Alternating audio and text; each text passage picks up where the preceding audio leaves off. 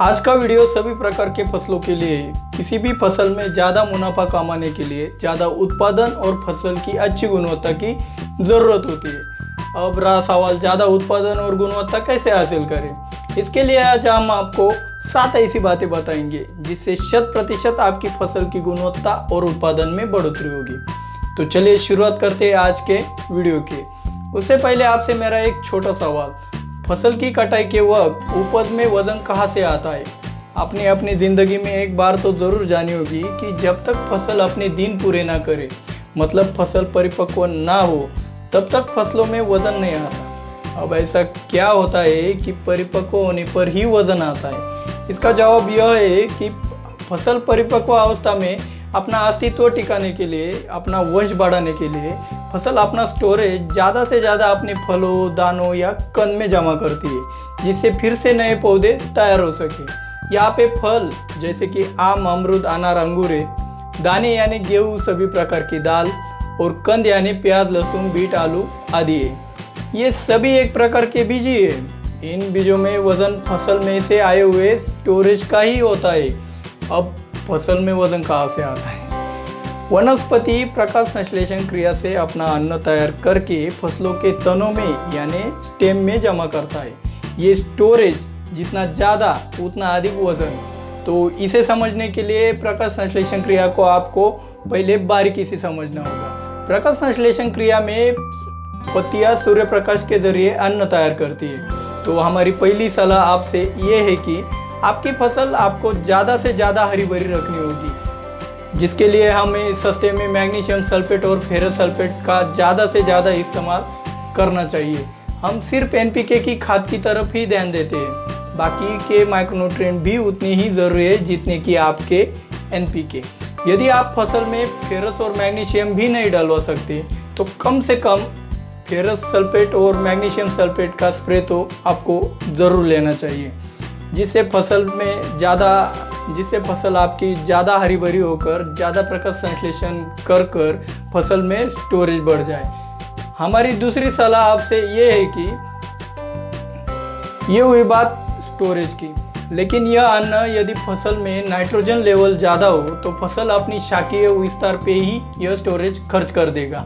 इसलिए हमारा दूसरा लक्ष्य पोटेश लेवल पर होना चाहिए, जिससे ज़्यादा से ज़्यादा स्टोरेज तनों में यानी स्टेम में रहे।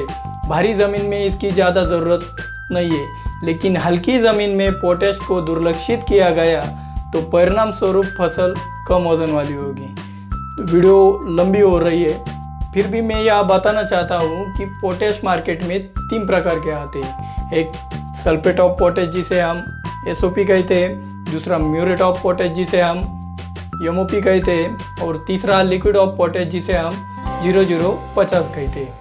इन तीनों की तुलना करके इनमें से कौन सा बेहतर है ये हम आज जानेंगे। एसओपी में 50% पोटेश है। सल्फेट फॉर्म के कारण यह धीरे धीरे फसल को उपलब्ध भी होता है।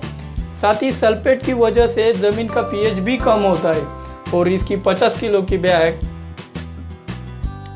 2500 के आसपास आती है। तुलना के लिए एसओपी 1 किलो के 50 रुपये लगते हैं।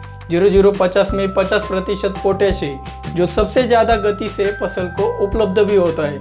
इसकी 25 किलो की बैग हमें 1700 रुपये में पड़ती है, जिसकी 1 किलो की कीमत 68 रुपये है। और एमओपी में 60% पोटेश है। इसमें क्लोराइड भी है जो फसलों के लिए हानिकारक है। एमओपी 50 किलो में आता है, जिसकी कीमत लगभग 1000 रुपये है। इसकी 1 किलो की कीमत महज 20 रुपये है। ऊपर से 10% ज़्यादा पोटेश। अब आप स्क्रीन पर तीनों की तुलना देख रहे हैं, जिससे आपको खुद में खुद पता चल जाएगा कि इनमें से बेहतर कौन है। भारी ज़मीन में सल्फेट ऑफ पोटेश का उपयोग करें और हल्की ज़मीन में म्यूरेट ऑफ पोटेश का इस्तेमाल करें, जिससे खर्च कम होकर अच्छे परिणाम मिलेंगे। तो चलते हैं हमारी अगली सलाह की तरफ। हमारी तीसरी सलाह ये वज़न के बारे में। अनुभव और ज़रूरत के हिसाब से ज़्यादा वाड़ प्रतिरोधक जैसे कि लियोसिन, कल्टार, चमत्कार आदि का इस्तेमाल करें, जिससे फसल की ग्रोथ नियंत्रण में रहकर ज़्यादा से ज़्यादा स्टोरेज बढ़ेगा। हमारी चौथी सलाह गुणवत्ता यानी क्वालिटी के बारे में। फसलों में जिंक, फास्फोरस और कैल्शियम की ज़रूरत क्वालिटी बढ़ाने के लिए होती है। इन्हें ज़मीन के हिसाब से कम ज़्यादा दें। ज़मीन में कौन से न्यूट्रिएंट की कमी है यह बिना माटी परीक्षण से भी पता लगाया जा सकता है, अंदाज़ा लगा के। आपको इस विषय में ज़्यादा रुचि हो तो आप मुझे कमेंट बॉक्स में बताएं कि आपको इस विषय में भी ज़्यादा रुचि है, तभी मैं इसके लिए वीडियो अलग से बना सकता हूँ। तो जिंक के लिए जिंक सल्फेट का, फॉस्फोरस के लिए सुपर फॉस्फेट का और कैल्शियम के लिए कैल्शियम नाइट्रेट का इस्तेमाल करें। यदि आपके फसल में इनका भी बजट ना हो तो आप जिंक सल्फेट का एक आधा स्प्रे ले सकते हो। फॉस्फोरिक एसिड का उपयोग स्प्रेइंग के वक्त पीएच करने के लिए करें, जिससे ज़्यादा से ज़्यादा स्प्रे में से फॉस्फोरस जाए। अब रही बात कैल्शियम की, तो मार्केट में सबसे सस्ता कैल्शियम क्लोराइड के नाम से मिलता है, उसका स्प्रे करें। यदि यह भी मुमकिन ना हो तो खाने के पान पर लगने वाले चूने का भी इस्तेमाल कर सकते हैं। जिंक, फास्फोरस और कैल्शियम से फसलों की गुणवत्ता में बढ़ोतरी होती है। हमारी 5वीं सलाह आपसे, फसलों में जितना मुमकिन हो उतनी व्हाइट रूट को एक्टिव रखें। इसके लिए फुलविक और ह्यूमिक एसिड का उपयोग करें। आज मैं आपको एक सीक्रेट भी बताता हूँ व्हाइट रूट का। जैसे हमारी फसलों का शेंडा सूर्य प्रकाश की तरफ बढ़ता है, वैसे ही फसलों के रूट्स अंधेरे की तरफ नीचे की ओर ज़्यादा से ज़्यादा बढ़ते हैं। इसका प्रमाण आप मल्चिंग किए गए फसलों में मल्चिंग के नीचे देख सकते हो। मल्चिंग के अंदर ज़्यादा अंधेरा होने के कारण वह व्हाइट रूट की संख्या ज़्यादा होती है, जिससे उपज में भी बढ़ोतरी होती है। ये एक सहयोग भी कह सकते हैं कि ह्यूमिक एसिड का भी रंग काला है। ऐसे सीक्रेट में बीच बीच में बताता रहता हूँ, इसलिए मेरे सारे वीडियो ध्यान से देखें। हमारी 6ठी सलाह आपसे पीजीआर की, यानी जो फलों की साइज बढ़ाते हैं, जिनमें सीपीपीयू, डायमो और विपुल का समावेश है। इनका सही से इस्तेमाल करके गुणवत्ता में बढ़ोतरी की जा सकती है और इनका हद से ज़्यादा इस्तेमाल करके नुकसान भी किया जा सकता है। जितना कम हो उतना कम इस्तेमाल करें, सावधानी से इस्तेमाल करें।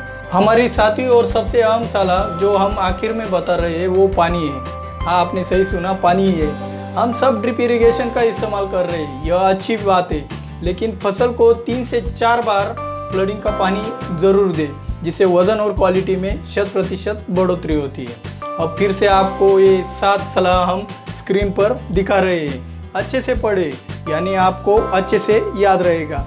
मुझे इस जानकारी के बदले आपसे सिर्फ एक लाइक चाहिए। मिलते हैं अगली वीडियो में एक नए सीक्रेट के साथ। धन्यवाद।